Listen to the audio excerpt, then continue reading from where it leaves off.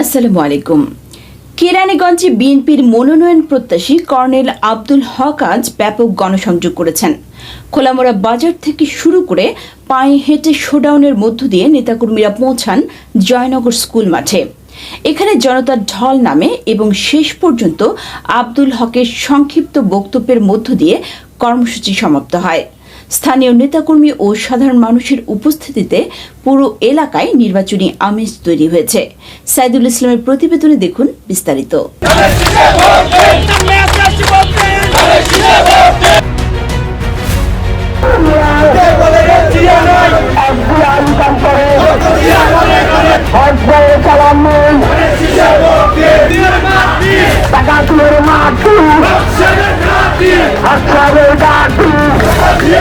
কেরানীগঞ্জে বিএনপির মনোনয়ন প্রত্যাশী অবসরপ্রাপ্ত কর্নেল আব্দুল হককে ঘিরে অনুষ্ঠিত হয়েছে বিশাল গণসংযোগ ও পদযাত্রা কেন্দ্রিক শোডাউন। শনিবার সকালে খোলামোড়া বাজার থেকে নেতাকর্মী এবং সমর্থকদের সমাবেশের মধ্য দিয়ে কর্মসূচির সূচনা হয়। ব্যানার, পোস্টার ও স্লোগানে মুখর ছিল পুরো এলাকা। পায়ে হেঁটে পদযাত্রাটি বিভিন্ন সড়ক প্রদক্ষিণ করে পৌঁছে জয়নগর স্কুল মাঠে। পুরো পথ জুড়ে স্থানীয় জনগণের স্বতঃস্ফূর্ত উপস্থিতি এবং দলীয় নেতাকর্মীদের ঢল নির্বাচনী পরিবেশকে আরও প্রাণবন্ত করে তোলে। জয়নগর স্কুল মাঠে সমাবেশে সংক্ষিপ্ত বক্তব্য রাখেন কর্নেল আব্দুল হক। তিনি আগামী জাতীয় নির্বাচনে ধানের শীষকে বিজয়ী করতে ঐক্যবদ্ধভাবে মাঠে কাজ করার আহ্বান জানান। তিনি বলেন, জনগণের ভোট ও বিশ্বাস অর্জনের লড়াইয়ে তিনি নিজেকে সম্পূর্ণভাবে নিয়োজিত রাখতে প্রস্তুত। এ সময় বিএনপি এবং সহযোগী সংগঠনের শীর্ষস্থানীয় নেতাকর্মী সহ স্থানীয় গণ্যমান্য ব্যক্তির উপস্থিতি ছিল লক্ষণীয়। গণসংযোগ শেষে এলাকা জুড়ে আব্দুল হকের সমর্থনে উৎসবমুখর পরিবেশ বিরাজ করে। প্রথমত আমি এই এলাকার সন্তান, এখানে আমার জন্ম হয়েছে, এখানে আমি বড় হয়েছি। এখানকার মাটির সোদা গন্ধ এখন আমার গায়ে লেগে আছে। এই এলাকার প্রতি আমার একটা দায়িত্ব আছে, কর্তব্য আছে, কেননা আল্লাহই তো আমাকে এই কারণে জন্ম দিয়েছেন। আমি এখান থেকে আল্লাহর রহমতে বাংলাদেশ সেনাবাহিনীর একজন সিনিয়র অফিসার হয়েছি। আমি কৃতজ্ঞ আমার মাটির প্রতি এবং আল্লাহ রাব্বুল আলামিন স্বয়ং সর্বশক্তিমান আল্লাহ যিনি আমাকে এখানে সৃষ্টি করেছেন। আর যে কারণে নেমেছি, কেরানীগঞ্জ অন্ধকারে নিপতিত, এটা আপনারা সবাই জানেন। বাংলাদেশ মুক্ত হয়েছে কিন্তু কেরানীগঞ্জ সন্ত্রাস মুক্ত হয় নাই। এখনো দোকানে দোকানে চাঁদাবাজি হচ্ছে, এখনো বাজারে ঘাটে নদী নালায় চাঁদাবাজি হচ্ছে। এই চাঁদাবাজির সাথে রাজনীতি জড়িত, দুষ্কৃতকারী রাজনীতিবিদরা জড়িত। এ এলাকায় মাদক ব্যবসা হচ্ছে, এ এলাকায় ঘরে ঘরে মানুষকে মামলা দেওয়ার পায়তারা হয়। যেই বিরোধিতা করে তার ঘরে হামলা হয়, অন্য কারো পোস্টার লাগাতে দেওয়া হয় না। এলাকার লোকজনকে, ছাত্র সমাজকে আজকে মূর্খ করে রাখা হয়েছে, যাতে দুর্নীতিবাজ নেতাদের ভিতরের খবর যাতে তারা না জানতে পারে। আজকে সবাইকে মূর্খ করে রাখার কারণে তারা আজ প্রতিবাদী মুখর হতে পারে নাই।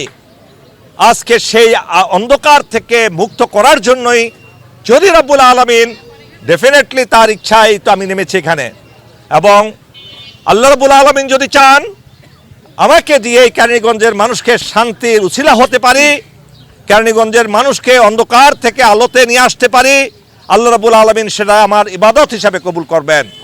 এবং এই কারণেই কখনো ফ্যামিলি ডাইনেস্টি চলতে পারে না এলাকায়, সেন্ট্রাল সেটা আলাদা কথা, কিন্তু আপনি এলাকায় আপনি আজীবন এখানে দুর্নীতি করে যাবেন, মানুষের অধিকার হরণ করবেন, মানুষকে কষ্ট দিবেন, মাদক ব্যবসা শিখাবেন, চাঁদাবাজি শিখাবেন, তা হতে পারে না।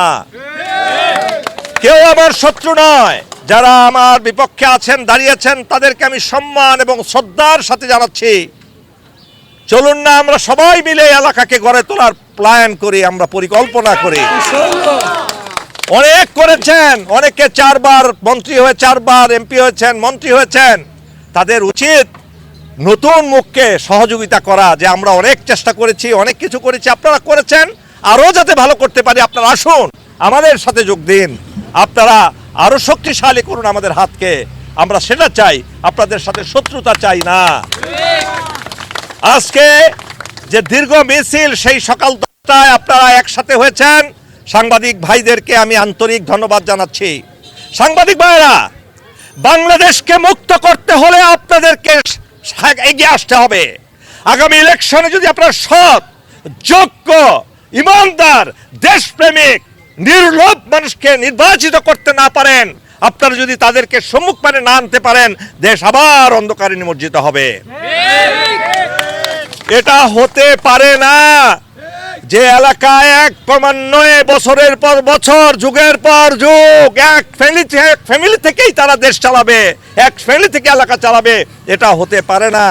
সেন্ট্রাল কমিটি ঠিক আছে, বেগম খালেদা জিয়ার নেতৃত্ব, তারেক রহমানের নেতৃত্ব ভিন্ন জিনিস, কিন্তু এলাকায় কাউকে লিজ দেওয়া হয় নাই, কাউকে লিজ দেওয়া হয় নাই।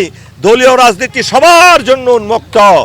আপনারা যারা সাংবাদিক আছেন, আপনাদের এখানে অনেক বড় ভূমিকা পালন করতে হবে। আপনারা মানুষকে সচেতন করুন, তারা যাতে খারাপ লোকের পিছনে না দৌড়ায়। একবার চিন্তা করে কার পিছনে আমি দৌড়াচ্ছি। মনে রাখবেন, পথ দুটো, একটা হলো সত্যের পথ, আর একটা হলো মিথ্যার পথ। সত্যের পথ হলো আল্লাহ রাব্বুল আলামিনের পথ, মিথ্যার পথ হলো শয়তানের পথ। ইন বিটুইন কোনো পথ নাই। আপনারা কোন পথটা বেছে নেবেন? আল্লাহর পথ বেছে নিলে আপনাদেরকে সত্যবাদী, ইমানদার, নির্লোভ, দেশপ্রেমিক লোকদেরকে আপনাদের সামনে নিয়ে আসতে হবে, যা চেয়ারে বসাতে হবে, যাতে এই যে আমার পিছনে দাঁড়ানো গরিব দুঃখী মহিলারা, ভূমিহীন মহিলারা, তারা আজকে কত কষ্ট করে দূর দূরান্ত থেকে এসছে, তাদের কষ্ট লাঘব করার জন্যই নেতা হতে হয়। তেলের মাথায় তেল দেওয়া নয়। রিক্সাওয়ালা, বেবি ট্যাক্সিওয়ালা, ভ্যান গাড়িওয়ালা, যারা আজকে নানান কষ্টকর জীবনযাপন করেন, তাদের ছেলে মেয়েরা লেখাপড়া করতে পারে না। আমরা নির্বাচিত হলে সবার ঘরে ঘরে শিক্ষার আলো পৌঁছে দেব। প্রত্যেক ঘরে ঘরে শিক্ষিত হবে, সুশিক্ষিত হবে, প্রত্যেক ঘরে ঘরে সরকারি চাকরিজীবী হবে। কোনো মিথ্যার বাহানা চলবে না। এই দেখে এই এলাকার মানুষ সবাই সত্যের পথে আহ্বান করব সবাইকে, আমি মনে করি, এবং সেটাই একমাত্র পথ। মাদক ব্যবসা বন্ধ হবে, চাঁদাবাজি বন্ধ হবে, ভূমিদস্যুতা বন্ধ হবে, মামলা মোকদ্দমা বন্ধ হবে, পুলিশ কাজ করবে, প্রশাসন কাজ করবে, সরকার কাজ করবে, দেশের ইনফ্রাস্ট্রাকচার, রাস্তাঘাট উন্নত হবে। কোনো কাজে কেউ চুরি এবং বাটপারি, কমিশন সার্ভিস হবে না। আপনাদেরকে প্রতিশ্রুতি দিচ্ছি, আল্লাহ সাক্ষী, যদি আল্লাহ তৌফিক দেন, অবশ্যই আপনাদের সকল দুঃখ কষ্ট দূর করার চেষ্টা করব ইনশাআল্লাহ।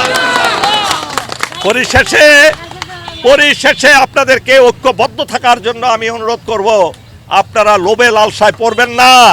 আপনাদেরকে অবৈধ টাকা দিয়ে কিনতে চাবে, আপনাদেরকে অবৈধ টাকা যারা অর্জন করেছে সেই টাকা আপনাদেরকে কিনতে চাবে, আপনাদেরকে কিনে ফেলবে। সেইটা থেকে আপনারা বের হয়ে যান। আপনাদেরকে ভয় দেখানো হবে, ঘরে ঘরে সন্ত্রাসী পাঠানো হবে, রাতের বেলা আপনাদের বাসায় হানা হবে। আপনারা এগুলো ভিডিও করে রাখবেন এবং থানায় যাবেন। পুলিশ আপনাদের জন্য সহায়তা করবে ইনশাআল্লাহ। আমি তাদেরকে বলে দিতে চাই, অনেক করেছেন রে ভাই। এই মানুষের উপর নির্ভর করে, কাঁধে ভর করে হাজার হাজার কোটি টাকা অর্জন করেছেন। এই সাধারণ মানুষকে আর জ্বালাতন করবেন না। আমাদের বেগম খালেদা জিয়া কি বলেছেন, জনাব তারেক রহমান কি বলেছেন, আমাদের শহীদ রাষ্ট্রপতি জিয়াউর রহমান যেই পলিসি দিয়েছেন, সেই পলিসি অনুযায়ী চলুন। সততার পথ, সেই সততার পথে হলো বাংলাদেশের উন্নতির পথ। আসুন আমরা সবাই মিলে একটা সুন্দর এলাকা গড়ে তুলি। কেরানীগঞ্জ এবং আশপাশকে এমন একটা মডেলে রূপ দিব ইনশাআল্লাহ, যে মডেল দেখার জন্য দেশ বিদেশ থেকে আসবে লোক। আর একটা কথা, কেরানীগঞ্জের অসংখ্য লোক বিদেশে থাকে, প্রবাসী, তাদের দেখভাল করার কেউ নাই। তারা প্রতারণার শিকার হয়, লক্ষ লক্ষ টাকা তারা দালালদেরকে দিতে হয়। তাদের আবার দেশে আসলে তারা আবার চাঁদাবাজির শিকার হয়, মামলা মোকদ্দমার শিকার হয়। আপনাদেরকে প্রতিশ্রুতি দিচ্ছি, যদি আল্লাহ আমাকে তৌফিক দান করে, এই প্রবাসীদের জন্য আল্লাহর রহমতে আলাদা একটা সুন্দর পরিবেশ তৈরি করব। মহান আল্লাহ আমাদের সহায় হন। বাংলাদেশ তথা এলাকাকে একটা সুন্দর শান্তিপূর্ণ এলাকা হিসেবে কবুল করে নেন। আল্লাহ হাফেজ। বিএনপি জিন্দাবাদ, বাংলাদেশ জিন্দাবাদ।